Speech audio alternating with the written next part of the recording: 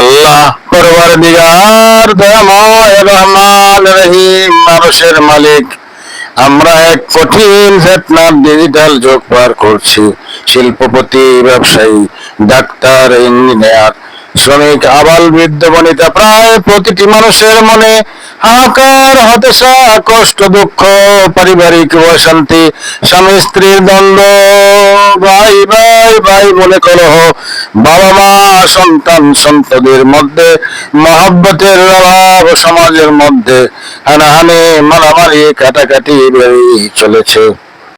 কিয়ামতের পূর্বে এই সংকটময় মুহূর্তে সকল প্রকার নাফরমানি কাজ থেকে আমাদেরকে হেফাজত করো।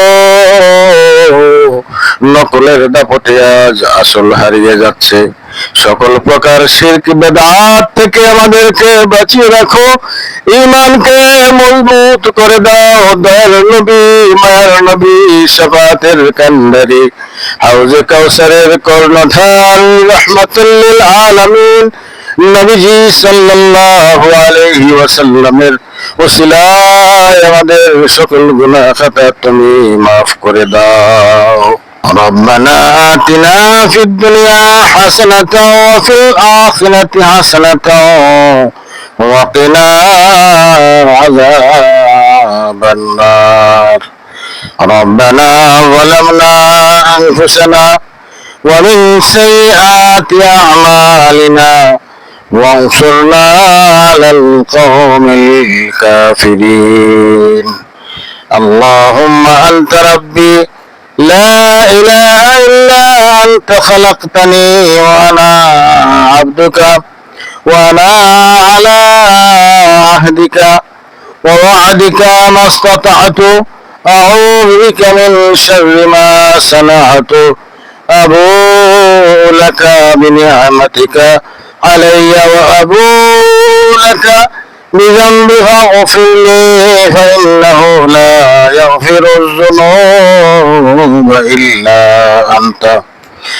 ربنا اغفر علينا صبرا وثبت أقدامنا وانصرنا على القوم الكافرين.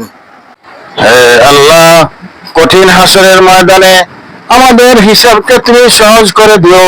আমাদের বাবা মা, আত্মীয় স্বজন সহ সকল মুসলিম নরনারীকে দোজখের মহা শাস্তি থেকে হেফাজত দান করো।